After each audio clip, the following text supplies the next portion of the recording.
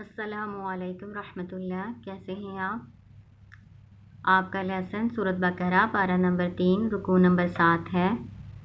شروع کرتے ہیں اللہ کے نام سے۔ اعوذ باللہ من الشیطان الرجیم، بسم اللہ الرحمن الرحیم۔ یا ایھا الذین آمنوا اذا تداینتم بدین الی اجل مسمی فاکتبوہ وَلْيَكْتُبْ بَيْنَكُمْ كَاتِبٌ بِالْعَدْلِ وَلَا يَأْبَ كَاتِبٌ أَنْ يَكْتُبَ كَمَا عَلَّمَهُ اللَّهُ فَلْيَكْتُبْ وَلْيُمْلِلِ الَّذِي عَلَيْهِ الْحَقُّ وَلْيَتَّقِ اللَّهَ رَبَّهُ وَلَا يَبْخَسْ مِنْهُ شَيْئًا فَإِنْ كَانَ الَّذِي عَلَيْهِ الْحَقُّ سَفِيهًا أَوْ ضَعِيفًا أَوْ لَا يَسْتَطِيعُ أَنْ يُمِلَّ هُوَ فَلْيُمْلِلْ وَلِيُّهُ بِالْعَدْلِ وَاسْتَشْهِدُوا شَهِيدَيْنِ مِنْ رِجَالِكُمْ فَإِنْ لَمْ يَكُونَا رَجُلَيْنِ فَرَجُلٌ وامرأتان ممن ترضون من الشهداء أن تضل إحداهما فتذكر إحداهما الأخرى ولا يأبى الشهداء إذا ما دعوا ولا تسأموا أن تكتبوه صغيرا أو كبيرا إلى أجله ذَلِكُمْ أَقْسَطُ عِندَ اللَّهِ وَأَقْوَمُ لِلشَّهَادَةِ وَأَدْنَىٰ أَلَّا تَرْتَابُوا إِلَّا أَن تَكُونَ تِجَارَةً حَاضِرَةً تُدِيرُونَهَا بَيْنَكُمْ فَلَيْسَ عَلَيْكُمْ جُنَاحٌ أَلَّا تَكْتُبُوهَا وَأَشْهِدُوا إِذَا تَبَايَعْتُمْ وَلَا يُضَارَّ كَاتِبٌ وَلَا شَهِيدٌ وَإِن تَفْعَلُوا فَإِنَّهُ فُسُوقٌ بِكُمْ وَاتَّقُوا اللَّهَ وَيُعَلِّمُكُمُ اللَّهُ وَاللَّهُ بِكُلِّ شَيْءٍ عَلِيمٌ۔ یہ جو آپ نے آیت پڑھی ہے نا، اس کو آیت دین کہتے ہیں، اور یہ قرآن پاک کی سب سے لمبی آیت ہے۔ دین کا مطلب ادھار ہوتا ہے، قرض ہوتا ہے۔ سب سے عظیم آیت قرآن پاک کی آیت الکرسی ہے، اور سب سے لمبی آیت آیت دین ہے۔ آپ نے پیچھے پڑھا کہ اللہ تعالیٰ نے سود کو تو حرام کیا تھا، سود پہ قرضہ نہیں لے سکتے، اور جو قرض حسنہ ہے اس کو پھر لینے کی ضرورت پڑے گی نا معاشرے میں۔ جب تک انسان ایک دوسرے سے تعاون نہیں کرے گا تو معاشرہ چل نہیں سکتا ہے نا۔ تو اب سود کی ممانعت ہے، اور جو قرض ہے نا اس کے لینے کی اجازت ہے، کہ پھر اللہ تعالیٰ نے قرض لینے کا سارا طریقہ اس آیت میں بتایا ہے کہ قرض کس طرح سے لینا ہے۔ سود پہ قرض لینا حرام ہے، تو یہاں پہ اللہ تعالیٰ قرض لینے کا سارا طریقہ بتا رہے ہیں کہ کیسے قرض لینا ہے، لکھ لینا ہے اس کو، اس کی مدت کو بھی لکھ لینا ہے، اور گواہ بھی بنا لینے ہیں۔ چھوٹا قرض ہے یا بڑا قرض ہے، تھوڑا مال لیا یا زیادہ لیا، سب کو لکھنا بہت ضروری ہے۔ یہ اللہ تعالیٰ کا حکم ہے۔ بے شک آپ کو کسی پر اعتبار ہے یا نہیں اعتبار، یا کوئی آپ کا رشتہ دار ہے، کوئی آپ کا دوست ہے، لیکن اللہ کی بات ماننے سے آپ کو کوئی چیز نہ روکے۔ چلیے اس کا ترجمہ دیکھتے ہیں۔ یا ایھا الذین آمنوا، اے ایمان والو، اذا جب تداینتم، تم باہمی لین دین کرو، بدین قرض کا، ادھار کا، الی اجل مسمی فاکتبوا، الی تک، اجل مدت، مسمی مقررہ مدت تک، فاکتبوہ پس اس کو لکھ لو، ولیکتب اور چاہیے کہ لکھے۔ یہ جو لام ہے نا اس کو لام امر کہتے ہیں، یہ زیر کے ساتھ آتا ہے، لیکن یہاں پہ واو کے ساتھ مل کر آیا اس لیے یہ ساکن آیا، ٹھیک ہے۔ تو اس کا ترجمہ کرنا چاہیے کہ، وَلْيَكْتُبْ اور چاہیے کہ لکھے، بَيْنَكُمْ تمہارے درمیان، کاتبٌ لکھنے والا، بالعدل ساتھ عدل کے۔ کیا لکھنا ہے عدل کے ساتھ، انصاف کے ساتھ؟ جو قرض لیا ہے نا اس قرض کا لین دین لکھنا ہے۔ ولا یابا اور نہ انکار کرے، کاتب لکھنے والا، ان کے یکتبہ کہ وہ لکھ کے دے، کما جیسا کہ علمہ اللہ سکھایا ہے اس کو اللہ نے، جو علم اللہ تعالیٰ نے اس کو اپنی توفیق سے دیا ہے لکھنے کا، تو کوئی بھی لکھنے والا انکار نہ کرے لکھنے سے. فَلْيَكْتُبْ بس چاہیے کہ وہ لکھیں. واؤ کے ساتھ آئے لام امر یا فا کے ساتھ آئے تو ساکن آئے گا. ٹھیک ہے, ترجمہ اس کا بھی چاہیے کہ کرنا ہے.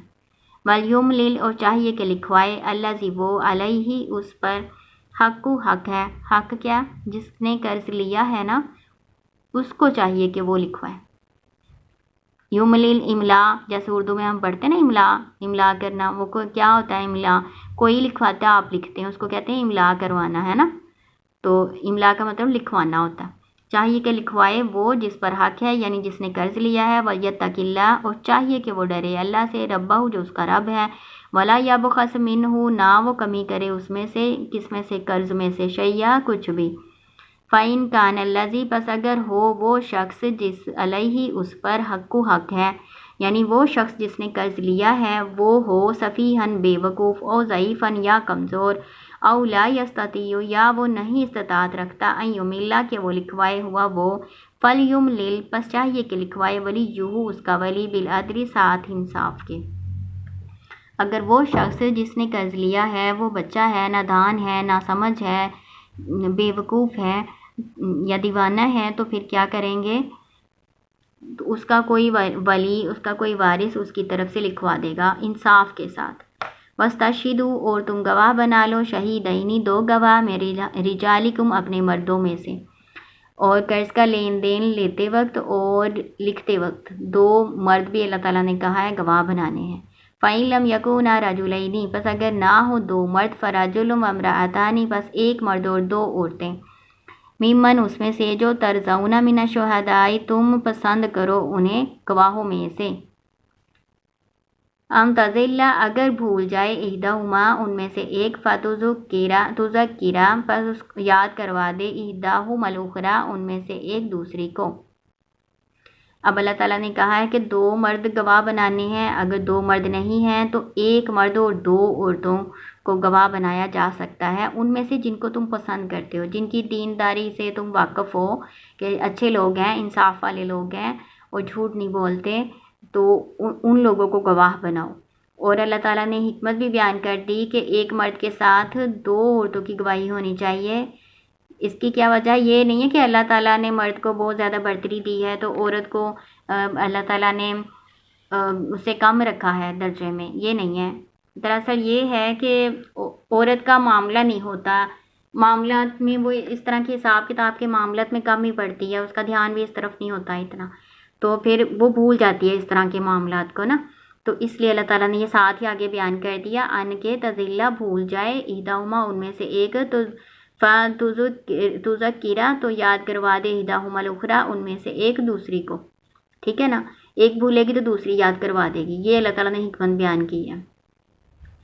اور اللہ تعالیٰ نے یہاں پہ کم تر نہیں ظاہر کیا عورت کو مرد سے, یہ اللہ تعالیٰ نے حکمت بیان کر دی ہے کہ اگر وہ بھولے گی تو دوسری یاد کروا دے گی, کیونکہ عورتوں کو اس طرح کے معاملات میں دلچسپی نہیں ہوتی ہے نا, باہر کے معاملات میں زیادہ, اس وجہ سے.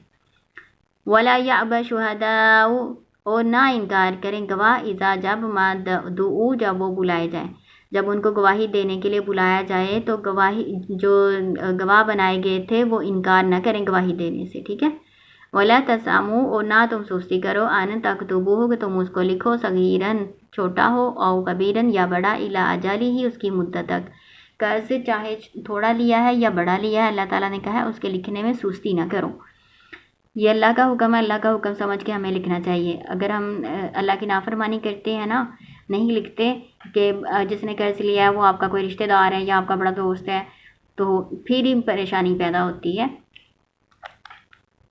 ذالکم یہ اقسط زیادہ انصاف ہے, انصاف کی بات ہے, عند اللہ اللہ کے نزدیک, واقوام زیادہ سیدھی لی شہادتی گواہی کے لیے, وادنا زیادہ قریب اللہ کے نہ ترتابو تم شک میں پڑو, اللہ مگر ان کے تکونا ہو تجارتن تجارت حاضرتن حاضر, تدیرونا ہو, حاضر سے مراد ہے نقد. نقد جو مطلب نقد کس کو کہتے ہیں کہ پیسے دیے اور چیز لے لی ہے نا, اس کو کہیں گے حاضر یعنی نقد. تدیرونہا تم لین دین کرتے ہو اس کا, بینہم آپس میں, فلیسا پس نہیں ہے علیکم تم پر جناح کوئی گناہ, اللہ अल्लाह जो है ना अन ला था, अन और ला, मैं आपको लिख के बताती हूँ, अन और ला, ठीक है। अन का मतलब के होता है, ला का मतलब नहीं होता है। अन ला के ना, नून साइलेंट है ना, लाम के ऊपर शद आ जाएगा तो नून साइलेंट हो जाएगा, अल्लाह ये पढ़ा जाएगा, ठीक है। तो आपने क्या पढ़ना है इसको, अल्लाह। अन का मतलब के होता है, ला का मतलब ना, अल्लाह के ना तकतुबूहा, तुम उसको लिखो। अब अल्लाह ताला ने कहा है अगर नकद लेन देन किया है ना, यानी पैसे दे के नकद और कोई चीज़ ले ली है तो उस पर गवाह ना बनाए जाएं और उसको ना लिखा जाए तो कोई गुनाह नहीं है, ठीक है। वाशिदू, और गवाह बना लो, इज़ा तबाया, तुम जब तुम लेन देन करो, वला युजारा, और ना नुकसान पहुँचाए, कातिबुन, लिखने वाले, ना नुकसान पहुँचाया जाए लिखने वाले को, वला शहीदुन, और ना गवाही देने वाले को, वइन तफ़अलू, और अगर तुम करोगे, यानी इस तरह करोगे, उनको नुकसान पहुँचाओगे, फ़इन्नहु, पस बेशक वो, फसूकुम बिकुम, नाफरमानी है तुम्हारी तरफ से, वत्तकुल्लाह, और डर जाओ अल्लाह से, वयुअल्लिमुकुमुल्लाह, और तुमको सिखाता है अल्लाह, वल्लाहु बिकुल्लि शैइन अलीम, और अल्लाह ताला हर चीज़ का इल्म रखने वाला है। यहाँ पे ये आयत दईन जो है ना ये मुकम्मल हुई है, ठीक है। आयत दईन इसको कहते हैं और ये सबसे लंबी आयत है, ठीक है। वइन कुंतुम अला सफरिन वलम तजिदू कातिबन फरिहानुम मक़बूज़ा फ़इन अमिन बअदुकुम बअदन फ़ल्युअद्दिल्लज़ी उ'तुमिना अमानतहु वलियत्तक़िल्लाह रब्बह वला तक्तुमु शहादा वमन यक्तुमहा फ़इन्नहु आसिमुन क़ल्बुहु वल्लाहु बिमा तअमलून अलीम। पहले आपने कर्ज़ के लेन देन के बारे में पढ़ा, इस आयत में आपको रहन के बारे में बताया जा रहा है। रहन क्या होता है, गिरवी कहते हैं, उर्दू में रहन को गिरवी कहते हैं। गिरवी क्या होता है कि किसी से कोई कर्ज़ लिया है तो उसके पास अपने कब्ज़े की कोई चीज़ रखवा दी। कर्ज़ लिया है ना, आपने पैसे लिए हैं किसी से कर्ज़ के तौर पे, तो आपने गिरवी उसके पास अपनी कोई चीज़ रखवा दी है। जब आप उसको उसका कर्ज़ वापस करेंगे तो फिर आप अपनी वो गिरवी चीज़ उससे ले लेंगे वापस, ठीक है। और इन, अगर तुम हो, अला सफ़रिन, सफ़र में, वलम तजिदू कातिबन, और तुम ना पाओ लिखने वाला, फ़रिहानुन, पस गिरवी रखना, मकबूज़ा, कोई कब्ज़े की चीज़, फ़इन अमीना, पस अगर एतबार करे, अमीना ईमान नहीं, इसका पढ़ना एतबार करना है, फ़इन अमीना, पस अगर एतबार करे, बाज़ुकुम बाज़न, बाज़ तुम्हारा बाज़ का, फ़ल्युअद्दिल्लज़ी उ'तुमिना, बस चाहिए कि अदा कर दे। ये देखे ना, लाम अमर है, फ़ा के साथ आया है तो साकिन आया, बस चाहिए कि अदा कर दे वो, तो उमीना, जिसको अमानतदार बनाया गया, अमानता हो, उसकी अमानत का, वलियत्तक़िल्लाह, और चाहिए कि वो डरे अल्लाह से, रब्बहु, वो जो उसका रब है, वला तक्तुमु शहादा, और ना तुम छुपाओ गवाही को, वमन यक्तुमहा, जो उसको छुपाएगा, फ़इन्नहु आसिमुन क़ल्बुहु, बस बेशक उसने गुनहगार बनाया अपने दिल को। खुद इंसान गुनहगार होता है, दिल को गुनहगार बनाने से क्या मुराद है कि इंसान दिल से इरादा करता है ना, दिल से जो भी काम करना होता है ना उसको दिल में पहले सोचता है, उसका इरादा करता है। इसलिए अल्लाह ताला ने कहा है कि दिल, एक तरह, इस तरह से एक हदीस भी है ना, आप सल्लल्लाहु अलैहि वसल्लम ने फरमाया कि तुम्हारे जिस्म में एक ऐसा गोश्त का लोथड़ा है कि वो सही हो जाए तो सारा जिस्म सही हो जाता है, अगर वो ख़राब हो जाए तो सारा जिस्म ख़राब हो जाता है। जान लो कि वो दिल है। और अल्लाह बीमा, उसको जो तामलूना, तुम अमल करते हो, आलिम, उसको बहुत जानने वाला है, ठीक है। इसमें गिरवी के बारे में बताया हुआ है, मैंने आपको गिरवी का बता दिया कि अपनी कोई कब्ज़े की चीज़ रखवा के कर्ज़ लेना गिरवी कहलाता है, ठीक है। तो जो गिरवी चीज़ रखवाई जाती है ना वो अमानत होती है, उसको अमानत कहा गया है। जिसके पास कोई किसी की गिरवी चीज़ पड़ी हुई है वो उसको इस्तेमाल नहीं कर सकता, ठीक है। उसने वैसे की वैसी उसको वापस करनी है, जब वो उसको कर्ज़ा वापस कर देगा उसने वैसी ही चीज़ उसको वापस करनी है। लेकिन अगर कोई जानवर है, जैसे बकरी वगैरह है, गिरवी रखी हुई है, तो फिर बकरी ने तो चारा खाना है, ठीक है ना, तो उसको तो चारा खिलाना पड़ेगा अपने पैसे खर्च करके, तो फिर उसका दूध वगैरह इस्तेमाल किया जा सकता है। और अमानत रखी हुई चीज़ का जो नुकसान होगा या जो उसमें इजाफा होगा वो सब जो कर्ज़ लेने वाला है ना उसी का है, क्योंकि उसने अपनी चीज़ वो जो है ना अमानत के तौर पर रखवाई हुई है। तो नुकसान हो जाता है तो वो भी उसका, फ़ायदा होता है तो वो भी उसका ही होगा। امید آپ سمجھ گئے ہوں گے. آپ اس کو ایک دفعہ سے دہرا لیں, اتنا مشکل نہیں ہے. 2 ہی ہیں اس میں, ایک تو آپ نے دین کے بارے یعنی قرض کے بارے میں آیت پڑھی, اور دوسرا یہ رہن کے بارے میں, گروی کے بارے میں آپ نے پڑھا ہے. اس کو دہرا لیں. السلام علیکم ورحمۃ اللہ.